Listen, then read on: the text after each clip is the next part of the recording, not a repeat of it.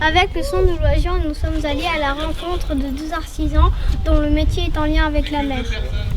Ils nous ont accueillis pour nous faire découvrir le métier. D'abord, nous avons rencontré Mathilde dans son atelier de sellerie au Rosemeur. Quel est ton métier? Alors, mon métier, je fais de la sellerie nautique. Donc, je vais vous expliquer un peu ce que ça veut dire sellerie, parce que c'est pas un mot qui est très connu, même dans le monde des bateaux. C'est pour fabriquer tout ce qui concerne le confort à bord, donc les matelas, les coussins, mais aussi tout ce qui va protéger le bateau. Donc, on appelle ça des taux, des toiles, des bâches. Voilà. Depuis quand tu fais ça? Je fais ça depuis 11 ans ici à mon compte. Ça s'appelle Le Fil de la Côte. Et avant, j'ai fait pendant 1 an comme salarié, donc ça fait 12 ans. Qu'est-ce que tu aimes dans ce métier? En fait, ce que j'aime dans ce métier, il y a plusieurs choses. Ce que j'aime bien, c'est que comme c'est avec les bateaux, eh ben, je rencontre plein de gens qui font du bateau. Et donc, les coussins dans les bateaux, ils sont jamais droits. C'est ça que j'aime bien aussi dans ce métier. C'est que ça bouge tout le temps.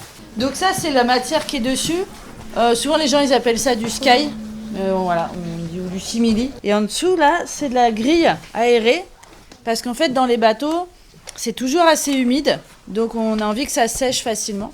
Donc, en fait, en dessous, eh ben, faut que ça puisse aérer. Donc, on met de la grille. Et puis il y a une fermeture, vous voyez, qui fait tout le long pour pouvoir mettre la mousse et l'enlever. Ça, c'est une machine à coudre industrielle qui est sur une grande table et on peut faire des grandes choses. On ne peut pas faire les voiles avec cette machine parce que cette machine, elle va que tout droit. Et pour faire les voiles, il faut faire des zigzags. Vous connaissez les couteaux à rôti? Oui. Non. Oui.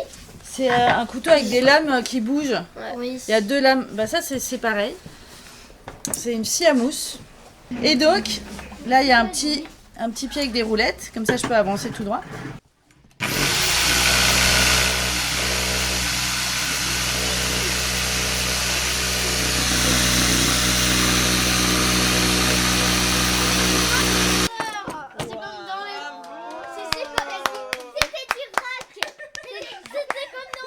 Ensuite, nous avons rencontré Florian à son atelier de voile au Port-Rue.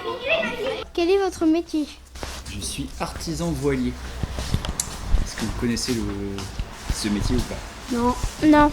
Ça veut dire qu'on fabrique et on répare des voiles.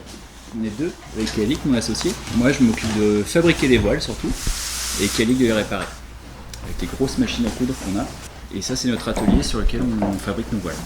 Est-ce que c'est un travail difficile? Non. Il y a plein de choses à savoir.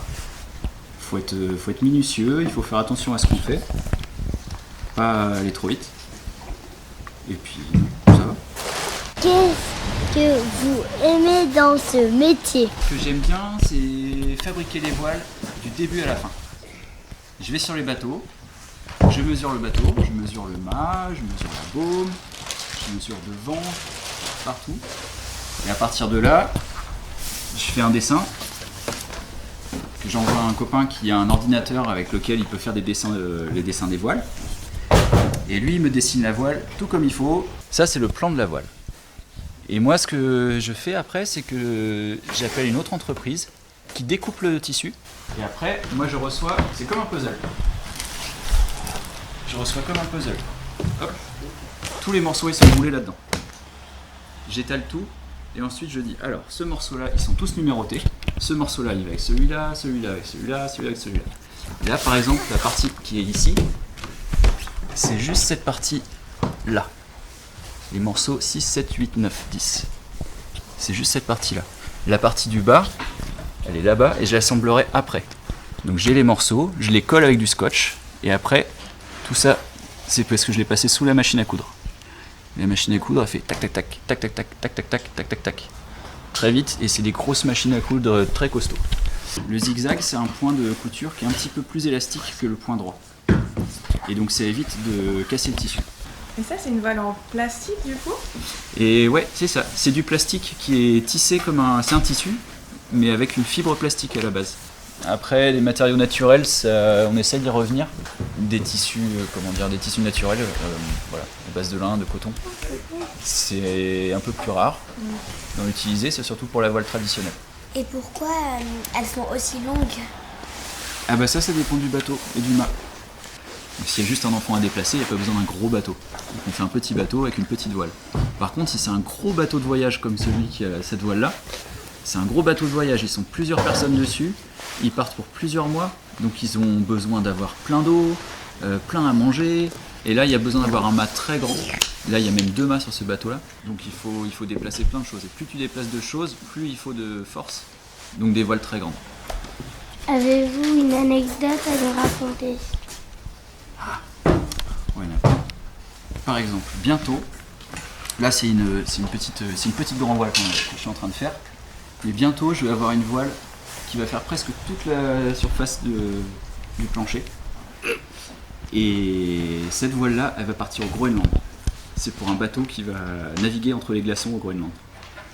Donc peut-être ils vont voir des ours polaires, peut-être ils vont voir des grands icebergs, ouais je pense. Je vais peut-être essayer de me mettre dans le sac pour aller voyager avec. Enfin, envoyer avec, on sait jamais. Non, on te la donne pour tes lunettes. Pour moi, elle est... Pour mes lunettes, ça va. Pour moi, elle est... Il aurait pu se débrouiller un peu plus facilement.